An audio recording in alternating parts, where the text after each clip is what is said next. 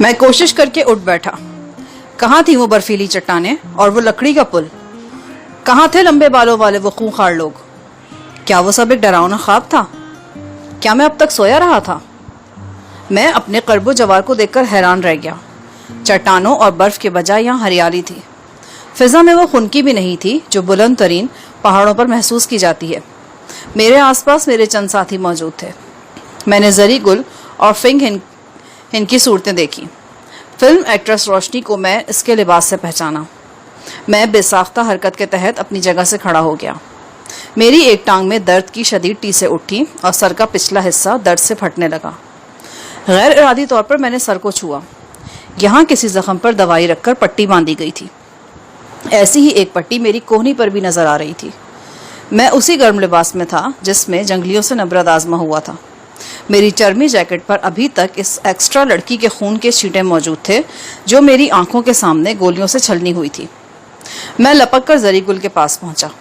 زری زری! میں نے اسے جھنجھوڑا اور زور لگا کر سیدھا کر دیا. وہ بے ہوش تھا یا شاید بہت گہری نیند میں تھا. اس نے جیکٹ اس طرح پہن رکھی تھی کہ ایک بازو جیکٹ سے نکلا ہوا تھا. اس بازو کے کندھے پر خون آلود بینڈیج نظر آ رہی تھی. یقیناً زری کو گولی لگی تھی جس کے نتیجے میں اس کی مرہم پٹی کی گئی تھی. میں نے صفدر کی تلاش میں نگاہ دوڑائی لیکن وہ نظر نہیں آیا. فلمی یونٹ کے کیمرہ مین رضوی کے قریب بھی مجھے ننھی زرغونہ نظر آئی. وہ گرم کپڑوں میں لپٹی بے سود پڑی تھی. اس کا سر ایک ایسے پتھر پر ٹکا ہوا تھا جیسے سرہانے پر رکھا گیا ہو. میری سمجھ میں کچھ نہیں آ رہا تھا کہ ہم کہاں ہیں اور کس کی تحویل میں ہیں. گرد و پیش اجنبی اور نامانوس دکھائی دے رہے تھے. حد یہ تھی کہ نانگا پربت دکھائی دیتی تھی اور نہ اس کی سہیلی چوٹیاں. ایک دم ہی مجھے یہ احساس ہوا کہ ہم اس وادی میں نہیں ہیں جہاں اب تک موجود تھے. یہ احساس ایک سنسنی خیز لہر کی طرح میرے پورے جسم میں پھیل گیا. دل میں خوشگوار دھڑکنیں جاگیں اور اس کے ساتھ ہی شدید حیرت نے سرتاپا جکڑ لیا. کیا واقعی ایسا ہو چکا تھا؟ کیا ہم اس ناقابل عبور وادی سے نکل چکے تھے جس کے متعلق یہ بات طے شدہ تھی کہ وہاں صرف داخل ہوا جا سکتا ہے؟ میرے ذہن نے فوراً میرے خیال کی نفی کر دی. یقیناً میں خوش فہمی کا شکار ہو رہا تھا. ہم اس وادی ہی کے کسی سرسبز حصے میں موجود تھے. غالباً زیادہ گہرائی کی وجہ سے ہمیں نانگا پربت نظر نہیں آ رہی تھی اور ماحول اجنبی محسوس ہو رہا تھا. اچانک ایک ہلکی سی کرہ نے مجھے اپنی طرف متوجہ کر لیا. یہ فنگ کی آواز تھی. وہ ہوش میں آ رہی تھی. میں لپک کر اس کے پاس پہنچا اور اس کا سر اپنی گود میں رکھ لیا. فنگ نے خالی خالی نظروں سے مجھے دیکھا جیسے وہ مجھے دیکھ کر بھی نہیں دیکھ رہی. اس کے ہونٹوں سے ڈری ڈری آواز نکلی. مت مارو، خدا کے لیے مت مارو، چھوڑ دو اس کو، میرے جان کو چھوڑ دو. وہ کسمسا رہی تھی. میں نے اس کے گال تھپکے. ہوش میں آؤ فنگ، یہ میں ہوں شاہجہان، تمہیں کوئی خطرہ نہیں ہے یہاں. میں نے دیکھا فنگ کی کلائیوں پر رسی کی سخت بندش کے نیلے نشان ہیں. ایسے ہی نشان ہم میں سے کئی ایک کے ہاتھ پاؤں پر موجود تھے.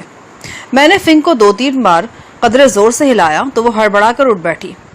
ہراساں نظروں سے ارد گرد دیکھتی رہی، پھر میرے چہرے پر نگاہیں گاڑتی. وہ بہت مدھم آواز میں بڑبڑا رہی تھی. یقیناً یہی پوچھ رہی تھی کہ وہ کہاں ہیں اور جان کہاں ہے.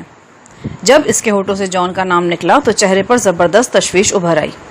جان بالکل ٹھیک ہے، ابھی تھوڑی دیر میں سے تم دیکھ سکو گی. میں نے اسے جھوٹی تسلی دی. مجھے دکھاؤ، پلیز مجھے دکھاؤ، میں اسے زندہ دیکھنا چاہتی ہوں. وہ بلکی. وہ زندہ ہے. نہیں، آپ جھوٹ بول رہے ہیں. وہ اسے پکڑ کر لے گئے ہیں، وہ اسے مار ڈالیں گے. پلیز شاہجہان، پہلے بھی آپ نے اسے بچایا تھا، آپ ہی اس کے لیے کچھ کر سکتے ہیں. آپ جانتے ہیں میں اس کے بغیر زندہ نہیں رہ سکتی. وہ ہیضیانی انداز میں بولتی چلی جا رہی تھی. میں نے اسے تسلی تشفی دینے کی کوشش کی. اسی دوران میں زری گل کی آواز میرے کانوں سے ٹکرائی. وہ کرہا کر بولا، استاد صاحب ہم کہاں ہیں؟ یہ کون سا جگہ ہے؟ میں نے پلٹ کر دیکھا. زری گل اٹھ کر بیٹھ چکا تھا. اس کے چہرے پر شدید تکلیف کے آثار تھے. اس نے ایک ہاتھ سے اپنا زخمی کندھا تھام رکھا تھا. زری کو ہوش میں آتے دیکھ کر میرے سینے سے اطمینان کی سانس خارج ہوئی. میں یہ دیکھ کر حیران ہوا کہ زری گل کے قریب ہی وہ خود کا رائفل بھی پڑی تھی جو شروع میں اس کے پاس تھی. یکے بعد دیگرے ہم سب بیدار ہو رہے تھے. اس سے اندازہ ہوتا تھا کہ ہم سب کسی تیز دوا کے زیر اثر تھے. اب اثر ختم ہو رہا تھا اور ہماری بے ہوشی نیند یا بیداری میں بدل رہی تھی. میں نے فنگ کو ادھر ہی لٹایا اور زری کے پاس پہنچا۔ زری گل نے رائفل پر اپنی گرفت مضبوط کر لی تھی اور ہر قسم کے خطرے سے نمٹنے کے لیے تیار نظر آتا تھا۔ غالباً ابھی اسے ٹھیک سے احساس نہیں ہوا تھا کہ ہم میدان جنگ سے دور آ چکے ہیں، بلکہ شاید اس وادی سے بھی دور آ چکے ہیں جہاں قاتل کلہاڑوں کی شکل میں موت ہم پر سایہ فگن تھی۔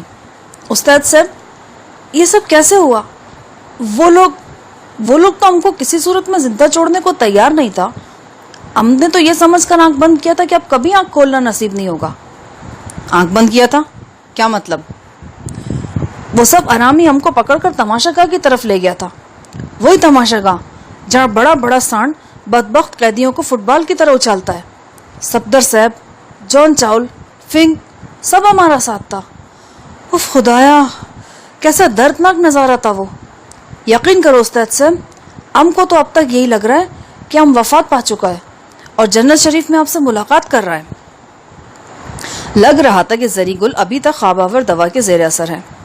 اس کی باتوں میں تسلسل نہیں تھا۔ میں نے اسے اٹھا کر ایک پتھر پر بٹھایا۔ حرکت کرنے سے اس کے زخم میں تکلیف ہوئی اور رنگ زرد پڑ گیا۔ ہمارے ارد گرد کم و بیش 20 افراد موجود تھے۔ ان میں فلمی یونٹ کی ایکسٹرا گرلز تھیں، تکنیک کار تھے، اس کے علاوہ 2-3 سری لنکن ایکٹرز بھی تھے۔ تاہم سری لنکن ہیروئن لوسانچی کہیں نظر نہیں آ رہی تھی۔ صفدر اور جان چاول کے بارے میں پہلے ہی بتا چکا ہوں کہ وہ ہمارے ساتھ نہیں تھے۔ زری گل نے دریافت کیا، یہ سب لوگ یہاں کیسے پہنچا اور ان کو ہوا کیا ہے؟ فی الحال میں بھی تمہاری طرح بے خبر ہوں۔ زری گل کی آنکھیں حلقوں میں تیزی سے گردش کر رہی تھیں۔ گزرے ہوئے واقعات یکے بعد دیگرے اس کے ذہن میں آ رہے تھے اور چہرے پر خوف کے آثار نمودار ہو رہے تھے۔ استاد صاحب، ہم کو یہاں کندھے میں 2 گولیاں لگا تھا، ہم اوندے منہ گر گیا تھا۔ تھوڑی دیر کے لیے ہم کو کچھ پتا نہیں چلا کہ ہمارے آس پاس ہو کیا رہا ہے۔ پھر ہم نے دیکھا کہ بہت سے جنگلیوں نے صفدر صاحب کو پکڑا ہوا ہے۔ صفدر صاحب کے سر پر بہت زیادہ خون نکل رہا تھا۔ جان چاول اور دوسرے لوگ بھی پکڑے گئے تھے۔ ان سب کو برف پر گرا دیا گیا اور ان کا مشکے باندھا جا رہا تھا۔ فنگ کا قمیص تار تار ہو رہا تھا اور اوپر کا جسم بالکل ننگا ہو رہا تھا۔ وہ بیچاری پھر بھی زرغونہ کو اپنے سینے سے چمٹائے ہوئے تھا۔ ہمارے سامنے کچھ آرامیوں نے فنگ کے بال پکڑ کر اسے زمین پر گرایا اور زرغونہ کو اسے چین لیا۔ اس کے بعد فنگ کو اٹھا کر پتھروں پر مارا گیا۔ یہی سلوک دوسری عورتوں کے ساتھ کیا جا رہا تھا۔ خوچے وہ سب لڑکیاں چیخ رہا تھا اور منتیں سماجتیں کر رہا تھا۔ پھر ان کو بھی رسیوں سے باندھ دیا گیا۔ 2 سری لنکن لڑکوں نے بھاگنے کا کوشش کیا تو انہیں کلاڑے مار مار کر ہم سب کے سامنے قتل کر دیا گیا۔ کئی لڑکیاں تو یہ منظر دیکھ کر بے ہوش ہو گیا۔ ہم سب کو برف پر گھسیٹ کر گھوڑا گاڑیوں میں ڈالا گیا اور سرنگ کے اندر پہنچایا گیا۔ ہم کو وہ سارا منظر خواب کے موافق لگ رہا استاد صاحب۔ ہمارے ارد گرد جنگلیوں کا ہجوم تھا۔ ان میں بہت سے لوگ خوفناک نعرے لگا رہا تھا اور ہمارا تکہ بوٹی کر دینا چاہتا تھا۔ کچھ دیر بعد جب ہم کو گاڑیوں سے باہر نکالا گیا تو ہم اس تماشا گاہ میں تھا جہاں ایک دفعہ پہلے بھی گیا تھا، وہی گہرا خشک تالاب جہاں قیدیوں کا کپڑا مپڑا اتار لیا جاتا ہے اور ان پر موٹا موٹا سانڈ چھوڑا جاتا ہے۔ ہم کو ایک کال کوٹری میں بند کر دیا گیا۔ یہاں بالکل اندھیرا تھا، ہاتھ کو ہاتھ سجائی نہیں دیتا تھا اور جگہ اتنا تنگ تھا کہ ہم ایک دوسرے کے اوپر ڈیر تھا، بالکل ایندھن کی لکڑیوں کا مافک۔ کوٹری کے باہر سینکڑوں لوگ نعرے لگا رہا تھا اور چیخ چلا رہا تھا۔ یہاں صفدر صاحب نے ہم کو بتایا کہ آپ نے سارے بڑے جاتریوں کو بارود سے اڑا دیا اور آپ خود بھی شدید زخمی ہو گیا۔ ہم سمجھ گیا اب ہمارا مرنا بھی یقینی ہے، ہم بچ نہیں سکے گا۔ ہم خود کو آنے والے وقت کے لیے تیار کرنے لگا۔ اسی دوران میں ہمارا کال کوٹری کے باہر سردار سدرت کا آواز آیا۔ ہم کو یوں لگا جیسے وہ کسی سے جھگڑ رہا ہے۔ بہت سے لوگ تیز تیز آواز میں بول رہا تھا۔ کبھی کبھی سردار سدرت کا آواز بھی اونچا ہو جاتا تھا۔ ان میں سے کچھ باتیں ہمارے کانوں تک پہنچا۔ جاتریوں میں کچھ لوگ ایسا تھا جو ہم کو فوراً قتل کرنا چاہتا تھا، لیکن سردار سدرت کا کہنا تھا کہ ضروری نہیں کہ یہ کام فوراً کیا جائے۔ وہ جاتریوں کو تھوڑی دیر صبر کرنے کو کہہ رہا تھا۔ اس کے بعد وہ لوگ جھگڑتا ہوا ہم سے دور چلا گیا اور ہم کو ان کا آواز آنا بند ہو گیا۔ یوں لگتا تھا کہ پوری وادی میں ہلچل سا مچا ہوا ہے۔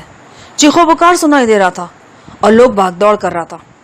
ہم کو کچھ معلوم نہیں کہ آپ کہاں آئے اور کس حال میں۔ بچہ لوگ زرغونہ آپ کا نام لے لے کر رو رہا تھا اور فنگ اسے چپ کرانے کی کوشش میں خود روتا جا رہا تھا۔ ہمارا خیال ہے ہم 8-10 گھنٹے اس کال کوٹری میں بند رہا ہوگا۔ پھر ایک دم ہم کو یوں لگا جیسے کوئی تیز گیس ہمارے ناک میں گھس رہا ہے۔ ہم نے سانس روکنے کا بہت کوشش کیا لیکن زیادہ دیر روک نہ پایا۔ ہمارے دماغ میں اندھیرا چھانے لگا۔ ہم سمجھ گیا یہ کوئی بہت زہریلا قسم کا گیس ہے جو اس کوٹری میں چھوڑا گیا ہے۔ ام نے آنکھیں بند کر لیا اور مرنے کے لیے تیار ہو گیا، لیکن اب وہ شاید ہم خود کو یہاں پا رہا ہے۔ ہماری گفتگو کے دوران میں ہی ہمارے کچھ ساتھیوں میں سے کچھ اور لوگ کسمسانے اور کرہانے لگے۔ زرغونہ تو باقاعدہ اٹھ بیٹھی تھی اور منہ بسور رہی تھی۔ میں نے اسے گود میں اٹھایا اور پچکارنے لگا۔ وہ بالکل گمسم تھی، نہ کچھ بول رہی تھی نہ سن رہی تھی۔ اس ننھی جان نے اپنی معصوم آنکھوں سے اتنے ہولناک مناظر دیکھے تھے کہ دل و دماغ سن ہو کر رہ گئے تھے۔ زرغونہ کی اس ننھی سی رسٹ واچ کا ڈائل ٹوٹ چکا تھا جس پر اس کے بدنصیب پاپا نے اسے ٹائم دیکھنا سکھایا تھا۔ میں نے وہ رسٹ واچ اپنی جیکٹ کی جیب میں رکھ لی۔ زرغونہ کے قریب ہی مجھے اپنی رائفل بھی نظر آ گئی۔ اس کے علاوہ کچھ بیگ وغیرہ بھی تھے جن میں ہمارا سامان تھا۔ اچانک میری نگاہ زرغونہ کے بیبی کوٹ پہ پڑی۔ اس کوٹ کی جیب میں سے ایک کاغذ جھانک رہا تھا۔ کاغذ پولیتھین میں لپٹا ہوا تھا۔ میں نے دیکھا، اس کاغذ پر پشتو کی تحریر تھی۔ سب سے اوپر میرا نام لکھا تھا۔ لکھنے والے کا نام سردار سدرت تھا۔ یہ دراصل ایک طویل خط تھا جس کے آخر میں سردار سدرت کے نام کی مہر لگی ہوئی تھی۔ میری طرح زری گل بھی اس خط کو دیکھ کر بےتاب نظر آنے لگا۔ میرے کہنے پر اس نے خط نکالا اور بلند آواز سے پڑھنے لگا۔ خط کے مندرجات کچھ یوں تھے: شاہجہان، جب تم یہ الفاظ پڑھو گے تم اس وادی سے اور ہم سے بہت دور جا چکے ہوگے۔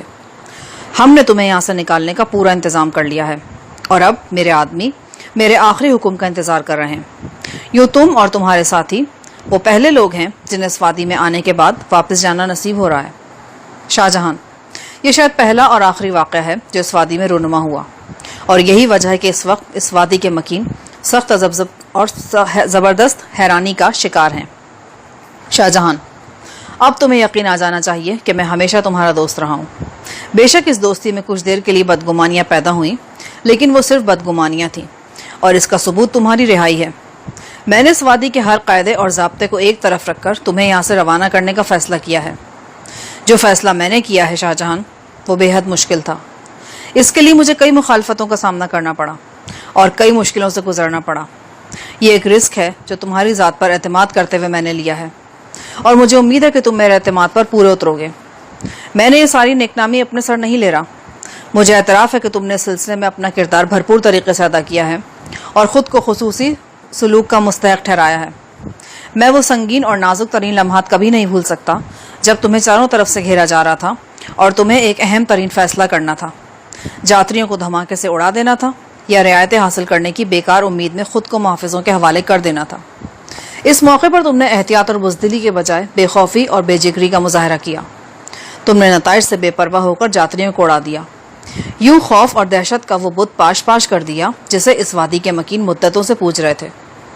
تمہیں علم نہیں، یہاں کے لوگ تصور بھی نہیں کر سکتے تھے کہ کوئی ان جاتریوں کو نقصان پہنچا سکتا ہے۔ وہ انہیں دیوتاؤں کا سایہ سمجھتے تھے اور ان کے ہر گناہ اور ظلم کو چپ چاپ سہنا اپنا فرض گردانتے تھے۔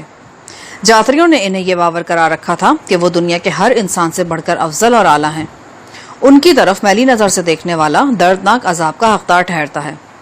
لیکن آج صبح جب لوگوں نے ان کے چیتڑے فضا میں اڑتے دیکھے اور ان کے کٹے پھٹے اعضاء کو آگ میں جلتے دیکھا تو وہ سکتے کی حالت میں رہ گئے، اور پھر جب یہ سکتہ ختم ہوا تو وہ خوف بھی ریزہ ریزہ ہو گیا جو جاتریوں کے حوالے سے ان کے دلوں میں موجود تھا۔ یہ تبدیلی اتنی تیزی سے اور ایسے عجیب طریقے سے آئی ہے کہ مجھ جیسے لوگ ششدر ہیں۔ لوگوں نے بچے کچے جاتریوں کے ساتھ بڑا ذلت آمیز سلوک کیا ہے اور وہ منہ چھپاتے پھر رہے ہیں۔ جاتروں کے نیچے تہہ خانے میں موجود 5 بڑے جاتریوں کے عشرت گدھے کو تاراج کر دیا گیا ہے اور وہاں موجود لٹی پٹی لڑکیوں کو برآمد کر لیا گیا ہے۔ شاہجہان، مجھے حقیقت کا اعتراف کرنے میں کوئی آڑ نہیں۔ میں تمہارا اور تمہارے جانثار ساتھیوں کا احسان مند ہوں۔ تم لوگوں کے طفیل آج یہ وادی جاتریوں کے بے ایمانہ طلسم سے آزاد ہو گئی ہے۔ آج پہلی بار میں نے خود کو واقعی اس وادی کا سردار محسوس کیا ہے، اور اس کے ساتھ ساتھ وادی کے مکین ان اندیکھے اور انجانے خوف سے محفوظ نظر آئے ہیں۔ یہی وہ تبدیلی ہے جس نے تمہارے بارے میں فیصلہ کرنے کا حوصلہ دیا، اور میں نے صرف ایک شرط عائد کر کے تمہاری آزادی کے پروانے پر دستخط کر دیے ہیں۔ میرے اس فیصلے پر اعتراض کرنے والوں کا کہنا یہ تھا کہ تمہاری آزادی کا مطلب یہ ہوگا کہ اس وادی تک پہنچنے والے راستے اجنبی قدموں کی زد میں آ جائیں گے اور ہماری سلامتی خطرے میں پڑ جائے گی۔ میں نے اپنے لوگوں کو مطمئن کرنے کے لیے اس مسئلے کا حل یہ نکالا ہے کہ تم لوگوں کو بے ہوشی کی حالت میں اس وادی سے نکالا جائے اور ایک محفوظ فاصلے پر لے جا کر چھوڑ دیا جائے۔ ہم نے دوسری احتیاط یہ کی ہے کہ تمہارے ساتھیوں میں سے کچھ افراد کو یہاں روک لیا ہے. ان کی تعداد 12 ہے اور ان میں تمہارے ساتھی صفدر اور جان چاول شامل ہیں. وہ دونوں زخمی ہیں لیکن یہ زخم سنگین نوعیت کے نہیں. اگر آئندہ حالات ہمارے خواہش کے مطابق ہوئے تو ہم ان 12 افراد کو بھی جلد ہی رہا کر دیں گے. یہاں میں تمہیں یہ بتانا ضروری سمجھتا ہوں کہ جاتریوں کے محافظوں کا تمہارے ساتھ جو آخری مارکا ہوا تھا اس میں تمہارے 8 مزید ساتھی ہلاک ہو گئے تھے. شاہ جہان، اب میں اس اکلوتی شرط کا ذکر کرنا چاہتا ہوں جس کے پورا ہونے پر تمہارے باقی ساتھی بھی رہا ہو کر تمہارے پاس پہنچ جائیں گے اور تمہارے درمیان کسی طرح کا تعلق واسطہ باقی نہیں رہے گا. شرط جو کہ شاید تم جان ہی چکے ہوگے یہ ہے کہ تم لوگ ہماری اس جنم بھومی میں اسی طرح ہمیں رہنے دو گے جیسے ہم اب تک رہ رہے تھے. تم لوگ خود ہمارا کھوج لگانے کی کوشش کرو گے اور نہ ہی ہمارے بارے میں کسی کو بتاؤ گے. میرے خیال میں یہ کوئی انوکھی شرط نہیں ہے. رہا ہونے سے پہلے تم خود بھی یہ پیشکش کر چکے ہو کہ یہاں سے جانے کے بعد تم ان واقعات کو اکثر بھول جاؤ گے اور تمہاری وساطت سے کبھی بھی کسی کو معلوم نہیں ہوگا کہ ان پہاڑوں میں ایک نامعلوم وادی کے اندر ایک بستی آباد ہے. میرے دوست، اس شرط کے بدلے میں بھی تم سے عہد کرتا ہوں، بلکہ میرے خیال میں کے بجائے ہم کا لفظ استعمال کرنا چاہیے.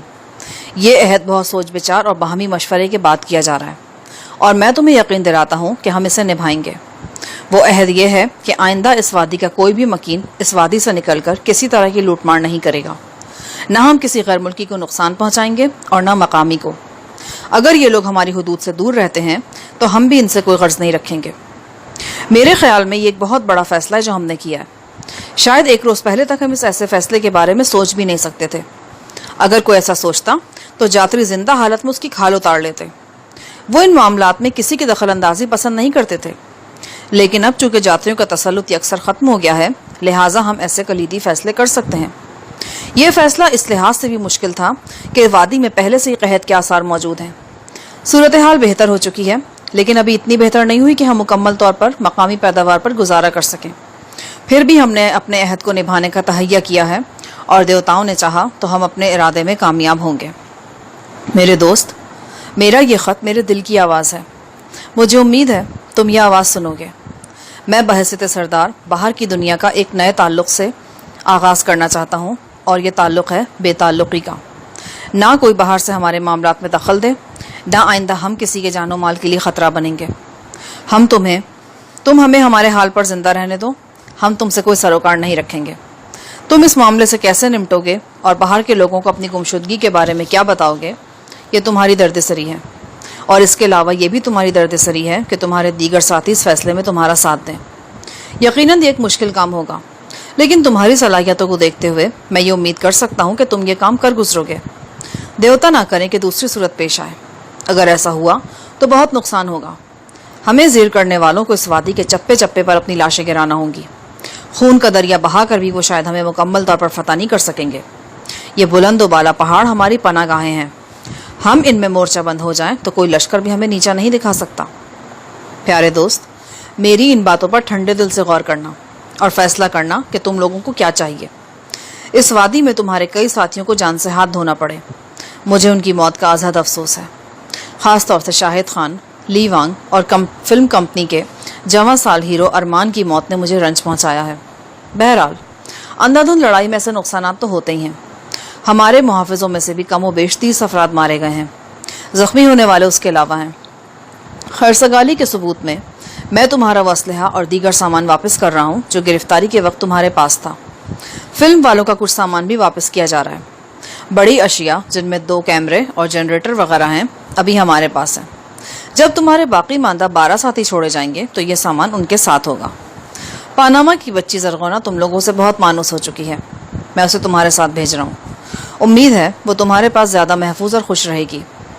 آخر میں مہا جاتری خاران کی بیٹی ناشا کا ذکر کرنا چاہتا ہوں. وہ تمہارے لیے بے حد نیک خواہشات رکھتی ہے. اب جب کہ میں یہ خط لکھوا رہا ہوں تو وہ میرے پاس ہی بیٹھی ہے. جاتریوں کے اس اچانک زوال پر وہ جتنی خوش ہے شاید اتنا کوئی نہ ہو.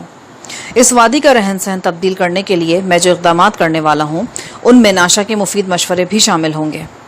بہت زیادہ نیک تمناؤں کے ساتھ الوداع. تمہارا خیر خواہ اور دوست سدرت. یہ ایک سنسنی خیز خط تھا. خط پڑھنے کے بعد میں اور زری گل کتنی ہی دیر گمسم بیٹھے رہے. ارد گرد کی ہر شے کو اب ہم ایک نئے زاویے سے دیکھ رہے تھے۔ یہ بات اب پائے ثبوت کو پہنچ چکی تھی کہ ہم اس منحوس وادی سے نکل چکے ہیں۔ مسرت کی ایک لہر رگوں پہ میں دوڑتی محسوس ہوئی، لیکن اس لہر میں ہلکے سے غم کی آمیزش بھی تھی۔ صفدر اور جان چال سمیت 12 افراد ابھی تک وہیں پر تھے جہاں سے ہم آئے تھے۔ زری گل بے اختیار میرے گلے سے لگ گیا اور خوشی سے رندی آواز میں بولا، استاد صاحب، ہم کو یقین نہیں آ رہا کہ ہم ان لانتی پہاڑوں سے باہر آ چکا ہے۔ یقین تو مجھے بھی نہیں آ رہا، لیکن ثبوت ہمارے سامنے ہے۔ یہ علاقہ اس وادی کا ہرگز نہیں ہے۔ استاد صاحب، آپ ہمارا استاد ہے، برا مت مانیے گا، ہم آپ کو شاباشی دینا چاہتا ہے۔ یہ جو کچھ ہوا آپ کا ہمت سے ہوا۔ اگر آپ ڈر جاتا اور ان جاتریوں کو قتل نہ کرتا تو ہم ہرگز وہاں سے نہیں چھوٹ سکتا تھا۔ تم اسے عقل مندی نہیں کہہ سکتے۔ عقل مندی تو تب ہوتی جب مجھے اس کے نتیجے کا پتہ ہوتا۔ ہاں، تم یہ کہہ سکتے ہو کہ میں نے کچھ بے خوفی سے کام لیا اور اپنی دھمکی کو عملی جامہ پہنا دیا۔ آگے جو کچھ ہوا وہ تقدیر کا کھیل تھا۔ استاد صاحب، کیا سردار سدرت، صفدر صاحب اور باقی لوگوں کو بھی چھوڑ دے گا کیا؟ امید تو بہت ہے۔ میں نے ایک بار پھر خط دھیان سے پڑھنا شروع کر دیا۔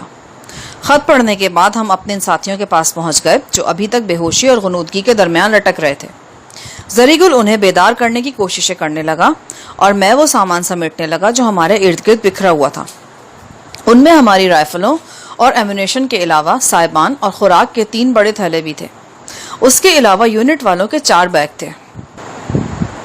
آثار سے اندازہ ہوتا تھا کہ 8-10 گھنٹے پہلے رات کے وقت ہمیں خچروں اور گھوڑوں کے ذریعے یہاں پہنچایا گیا تھا۔ ہمارے قریب ہی 1-2 جگہ کوئلے اور راکھ وغیرہ موجود تھی۔ ممکن تھا کہ یہ آگ اس لیے جلائی گئی ہو کہ ہماری بے ہوشی کے دوران کوئی جنگلی جانور ہم سے چھیڑخانی نہ فرمائے۔ اس کے علاوہ یہ آگ ہمیں حرارت بھی فراہم کرتی رہی تھی۔ شروع میں ہم بالکل نہیں سمجھ پائے تھے کہ یہ کون سا وقت ہے، شام ہو رہی ہے یا دن نکل رہا ہے، لیکن اب حقیقت روز روشن کی طرح عیاں تھی۔ سورج اب افق سے اٹھ کر کافی بلندی پر آ گیا تھا، بلکہ نصف نہار کے قریب پہنچنے والا تھا۔ قرب و جوار بالکل سنسان اور خاموش تھے۔ 1-2 کے سوا ہمارے قریباً تمام ساتھی اب بیدار ہو چکے تھے اور اپنے اپنے حصے کے سوالات پوچھ چکے تھے۔ ان سوالات کے تسلی بخش جوابات ملنے کے باوجود ان کی آنکھوں میں حیرتوں کے سائے تھے۔ زرغونہ خاص طور سے بہت ڈری سہمی ہوئی تھی اور مسلسل میری باہوں میں سمٹی ہوئی تھی۔ جان چاول کی غیر موجودگی فنگ کو مسلسل آنسو بہانے پر مجبور کر رہی تھی۔ فلم اسٹار روشنی اپنے ہیرو ارمان اور 3 ایکسٹراؤں کی موت پر سوگوار تھی۔ اس طرح 3-4 کے سوا ہر شخص کسی نہ کسی وجہ سے ملول نظر آ رہا تھا۔ ان کے چہرے ویران اور آنکھیں خوابناک تھیں۔ کچھ افراد کو متلی بھی ہو رہی تھی۔ میں بھی زخمی اور غمزدہ تھا، لیکن میرے کندھوں پر بھاری ذمہ داری آن پڑی تھی۔ میں نے پہلے خود کو مجتمع کیا اور پھر اپنے ساتھیوں کو کمپوز کرنے کی کوشش کرنے لگا۔ یہ خوشخبری بہرحال اپنی جگہ موجود تھی کہ ہم اس وادی موت سے زندہ سلامت یہاں پہنچ چکے ہیں۔ سمجھ میں نہیں آ رہا تھا کہ اب ہم کس سمت میں سفر کریں۔ جب کوششیں بسیار کے بعد بھی سمت کا انتخاب نہ ہو سکا تو اس جانب چل پڑے جدھر سبزہ زیادہ اور پہاڑیاں کم بلند تھیں۔ 2 گھنٹے کی مسلسل کو پیمائی کے بعد بھی ہمیں کہیں کوئی متنفس نظر نہ آیا اور نہ آبادی کا نشان ملا۔ یوں لگ رہا تھا کہ ہمارے ارد گرد ویران پہاڑیاں، خزاں رسیدہ درختوں اور ایک چکردار نالے کے سوا اور کچھ بھی نہیں۔ یہ نالا کچھ دیر کے لیے ہماری نظروں سے اوجھل ہو جاتا اور پھر کسی موڑ پر اچانک ہی سامنے آ جاتا۔ نالے کی ہر دم بڑھتی ہوئی چوڑائی ہمیں احساس دلا رہی تھی کہ ہم بلندی سے نشیب کی طرف سفر کر رہے ہیں۔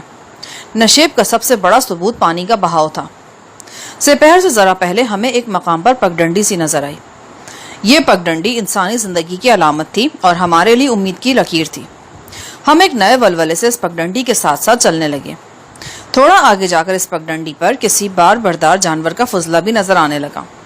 ہمیں امید ہو گئی کہ بہت جلد ہم کو انسانی چہرہ دیکھ سکیں گے، اور پھر یہ امید برائی۔ سب سے پہلے میں نے ہی کسی انجن کی مدھم آواز سنی تھی۔ یہ کوئی جیپ نما گاڑی تھی۔ آواز سے اندازہ لگانا مشکل تھا کہ جیپ ہماری طرف آ رہی ہے یا دور جا رہی ہے۔ زری کا خیال تھا کہ جیپ والوں کو اپنی طرف متوجہ کرنے کے لیے ہم ہوائی فائر کریں، لیکن میں نے یہ خیال رد کر دیا۔ فائرنگ سے فائدے کے بجائے نقصان ہو سکتا تھا۔ ممکن تھا کہ جیپ والے چونک جاتے اور ہماری جھلک دیکھتے ہی 9-11 ہو جاتے۔ ہم نے ایک ڈھلان تیزی سے طے کی اور بلندی پر آ گئے۔ اسے خوش قسمتی ہی کہا جا سکتا ہے کہ جو ہی ہم بلندی پر پہنچے ہمیں جیپ نظر آ گئی۔ وہ نشیب میں قریباً 1 میل کی دوری پر تھی اور کھلونے کی طرح دکھائی دیتی تھی۔ جیپ کے ساتھ ایک اسٹیشن ویگن بھی تھی۔ دونوں گاڑیوں کی سرخ چھتیں ڈھلتے سورج کی دھوپ میں چمک رہی تھیں۔ گاڑیاں جنوب سے شمال کی سمت سست روی سے حرکت کر رہی تھیں۔ ہم مشرق سے مغرب کی طرف جا رہے تھے۔ اگر ہم اپنی اپنی سمت میں بڑھتے رہتے تو بہت جلد ایک دوسرے کے نزدیک پہنچ جاتے۔ میں اپنے ساتھیوں کے ساتھ تیزی سے نیچے اترنے لگا۔ زری کو چلنے میں سخت دشواری ہو رہی تھی، لیکن وہ خود پر جبر کیے ہوئے تھا۔ فلم اسٹار روشنی کا پاؤں بھی زخمی تھا۔ اسے ایک ایکسٹرا اداکار نے بڑے ذوق و شوق سے سہارا دے رکھا تھا اور غالباً اپنی قسمت پر ناز بھی کر رہا تھا۔ روشنی کا لچکتی شاخ جیسا بدن ایکسٹرا اداکار کے کندھے پر قریباً لدا ہوا تھا۔ قریباً 10 منٹ میں ہم ایک ایسے مقام پر پہنچ گئے جہاں سے ہمارا فاصلہ گاڑیوں سے بہت کم رہ گیا۔ اب اگر ہم مزید انتظار کرتے تو فاصلہ پھر سے بڑھنا شروع ہو جاتا۔ یہ ایسا فاصلہ تھا کہ ہم آواز دے کر اور ہاتھ ہلا کر گاڑی سواروں کو اپنی طرف متوجہ کر سکتے تھے۔ ہم نے بیک وقت چیخنا اور ہاتھ ہلانا شروع کر دیا۔ ہماری تدبیر کارگر رہی۔ اندازہ ہوا کہ دونوں گاڑیاں رک گئی ہیں۔ پھر ان کے دروازے کھلے اور کچھ افراد باہر نکل آئے۔ وہ بڑی دلچسپی سے ہماری طرف دیکھ رہے تھے۔ ہم ایک بار پھر تیزی سے نیچے اترنے لگے۔ 4-5 منٹ بعد ہم گاڑی سواروں کو بہتر طور پر دیکھنے کے قابل ہو گئے۔ وہ اپنے لباس اور ڈھیل ڈول سے پٹھان یا قبائلی نظر نہیں آتے تھے۔ ان میں سے ایک شخص خاصا اونچا، لمبا اور دبنگ دکھائی دیتا تھا۔ یقیناً وہ لوگ بھی اب ہمیں بہتر طور پر دیکھ رہے تھے۔ ہم نے اپنی رائفلیں چھپا لی تھیں۔ ہمارے ساتھ عورتیں بھی تھیں۔ عورتوں کی موجودگی ہمارے حق میں بہتر تھی۔ ہم ایک فیملی کی طرح نظر آ رہے تھے اور جرائم پیشہ ہونے کا شبہ نہیں کیا جا سکتا تھا۔ فلم اسٹار روشنی کی خالہ روشنی کے سلسلے میں بے حد محتاط اور چوکس تھی۔ اس نے ایک ایکسٹرا گرل کی میلی کچیلی چادر روشنی کے سر پر ڈال دی تھی اور روشنی نے خود کو اس چادر میں چھپا لیا تھا۔ یہ احتیاط وقت کا تقاضا تھی۔ معلوم نہیں ہمارا پالا کیسے لوگوں سے پڑنے والا تھا اور ان کی تعداد کیا تھی۔ ایسے موقعوں پر ضرورت سے زیادہ خوبصورت عورت اپنے ساتھ ساتھ دوسروں کے لیے بھی مصیبت بن جاتی ہے۔ میں نے سب لوگوں کو سمجھایا کہ وہ اپنی زبان بند رکھیں گے اور جو بھی بات چیت کرنا ہوگی وہ صرف ایک آدمی کرے گا اور باقی سب اس کی تائید کریں گے۔ گاڑیوں سے نکلنے والے افراد ہمارے پاس آ گئے۔ ان میں سب سے آگے ایک چودھری نما شخص تھا۔ اس کا جسم درمیانہ لیکن قد غیر معمولی طور پر لمبا تھا۔ 6.5-7 فٹ سے کچھ کیا ہی کم ہوگا وہ۔ اسے دیکھ کر مجھے وہ طویل القامت جنگلی یاد آ گیا جس کا نام کالام تھا اور جس نے وادی میں ہمیں آخری بار خریدا تھا۔ لمبے چودھری کی عمر اندازاً 40 سال تھی۔ کنپٹیوں پر چند سفید بال بھی نظر آ رہے تھے۔ اس نے سفید پاپلین کی کلف لگی شلوار قمیض پہن رکھی تھی۔ قمیض کے اوپر نہایت قیمتی سرخ واسکٹ تھی۔ کندھوں پر گرم چادر تھی اور اس کا رنگ بھی سرخ تھا۔ اس کے ساتھ اسی ٹائپ کے 2 افراد اور بھی تھے۔ ایک گن مین لینڈ کروزر جیپ کے قریب کھڑا تھا اور عقابی نظروں سے ہماری طرف دیکھ رہا تھا۔ مجھے پہلی بار اندازہ ہوا کہ اسٹیشن ویگن کے اندر بھی 5-6 افراد موجود ہیں۔ یہ 16 نشستوں والی سپر سسٹم ٹربو تھی۔ ایسی گاڑی میں تھوڑی سی دقت کے ساتھ 18-20 افراد بٹھائے جا سکتے ہیں۔ اسٹیشن ویگن میں براجمان افراد کو دیکھ کر ہی مجھے اندازہ ہو جاتا تھا کہ یہ سب لوگ سیر و تفریح کے لیے نکلے ہوئے بے فکرے لوگ ہیں۔ ان کا تعلق شمالی پنجاب کے کسی دیہی علاقے سے تھا۔ بہرحال 1-2 بندے ایسے بھی تھے جو حلیے اور لباس سے شہری نظر آتے تھے۔ اسٹیشن ویگن کے اندر بلند آوازیں میوزک بج رہا تھا۔ لمبے قد کا شخص ہمیں بڑے غور سے دیکھ رہا تھا۔ اس کی تیز نگاہ ہر چیز کی تہہ تک پہنچنے کی کوشش کر رہی تھی۔ آخر اس کی نگاہ میرے چہرے پر جم گئی۔ غالباً وہ یہ جان گیا تھا کہ میں بھی اس کی طرح پنجابی ہوں۔ اکھڑے اکھڑے لہجے میں وہ بولا، ہاں بھائی، کون لوگ ہو تم اور یہاں کیا کر رہے ہو؟ میں نے مسکرانے کی کوشش کی۔ ہماری کہانی بڑی دردناک ہے چودھری صاحب، یوں سمجھ لے کہ موت کے منہ سے نکل کر یہاں تک آئے ہیں۔ اوئے، کہیں ڈاکو شاکو تو نہیں پڑ گئے تھے؟ کچھ اس سے ملتی جلتی بات ہی ہوئی تھی جی، میں نے محتاط لہجے میں کہا۔ میرا خیال تھا کہ وہ تفصیل جاننا چاہے گا، لیکن وہ ایک دم لاتعلق نظر آنے لگا۔ ہم سے کیا چاہتے ہو؟ ہمیں آپ کی مدد درکار ہے جی۔ اگر آپ ہمیں کسی نزدیکی آبادی تک لفٹ دے سکیں تو۔ سوری بھائی، لفٹ تو ہم نہیں دے سکتے، کوئی اور خدمت ہو تو بتاؤ، اس نے ٹکا سا جواب دیا۔ اسی دوران میں اس کا ایک اور چوڑا چکلا ساتھی اسٹیشن ویگن کی کھڑکی سے جھانکنے لگا تھا۔ اس ادھیڑ عمر شخص کے کندھے پر ہولسٹر دکھائی دے رہا تھا۔ لمبے آدمی کی طرح وہ بھی آدم بیزار اور آتش مزاج نظر آتا تھا۔ مجھے سرتاپا گھور کر طنز سے بولا، یار तुम सारे तंदुरुस्त बंदे हो, अल्लाह ताला ने 2-2 टांगे भी दे रखी हैं, थोड़ा सा पैदल चल लो, आबादी ज्यादा दूर नहीं है, बस 5-6 मील ही चलना पड़ेगा। फिर वो लंबे आदमी से मुखातिब होकर बोला, आओ यार बख्तावर, किस चक्कर में पड़ गए हो, बैठो गाड़ी में। लंबे शख्स ने, जिसका नाम बख्तावर लिया था, एक बार फिर हम सबको शक आमेज निगाहों से घूरा और बेपरवाही से गाड़ी में जाकर बैठ गया। उस गाड़ी के पिछले हिस्से में मुझे एक शिकार शुदा जानवर भी नजर आया। वो बकरे से मिलता जुलता था। जरी गुल ने आगे बढ़कर इल्तिजाइया लहजे में कहा, हम आपका मुसलमान भाई है चौधरी साहब, हम जख्मी हैं और हमारे साथ औरतें भी हैं। इन पहाड़ियों में रात होगा तो हमको बड़ा मुश्किल पेश आएगा। आपका बड़ा मेहरबानी अगर आप थोड़ा सा इनायत फरमा दें। आपकी दोनों गाड़ियों में इतना गुंजाइश है कि हम सिमट सिमटा कर बैठ सकता है। लंबे शख्स यानी चौधरी बख्तावर ने अपनी अंदरूनी झंझलाहट पर काबू पाते हुए कहा, ओ मैंने कहा ना खान, हम लिफ्ट नहीं दे सकते, रास्ता खराब है, कोई गाड़ी जवाब देगी तो तुम्हारे साथ हम भी यहीं रह जाएंगे। लेकिन अगर आप, जरी गुल की बात अधूरी रह गई क्योंकि जीप का ऑटोमेटिक शीशा बंद हो चुका था। साफ पता चलता था कि वो लोग हम खस्ता हालों को अपनी साफ सुथरी गाड़ियों में लिफ्ट देकर खामखा की मुसीबत मोल नहीं लेना चाहते थे।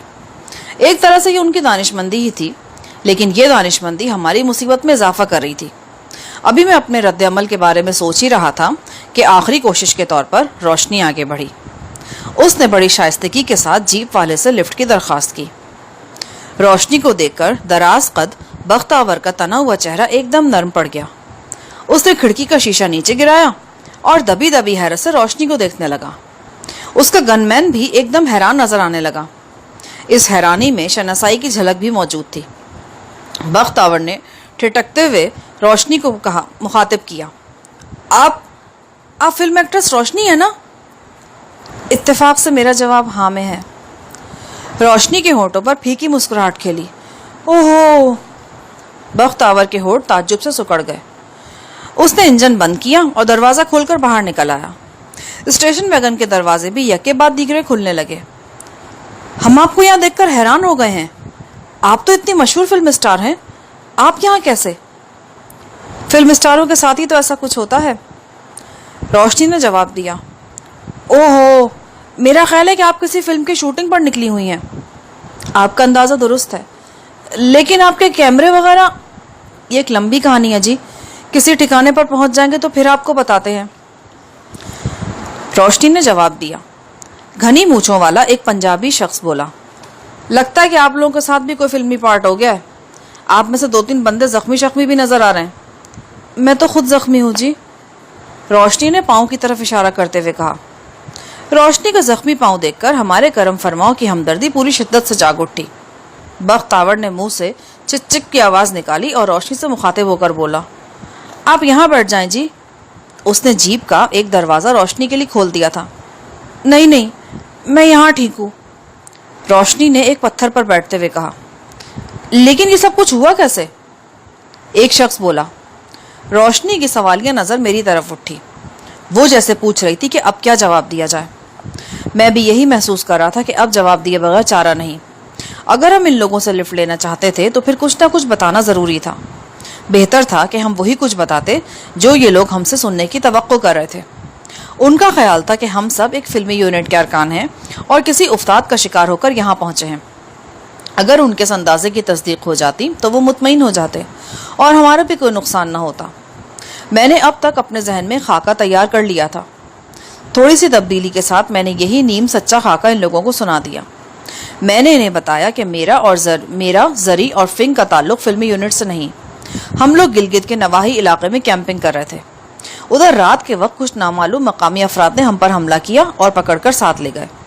इसी दौरान में फिल्मी यूनिट वालों पर भी हमला किया गया और इन्हें भी मारपीट कर अगवा कर लिया गया। इन हमलावरों ने अपने रहन सहन से जो कबायली नजर आते थे, हमें 2 हफ्ते तक अपने डेरे पे रखा। मर्दों को मारा पीटा गया और औरतों को हिरासा किया गया। कल शाम हमें अगवा करने वाले आपस में ही लड़ पड़े।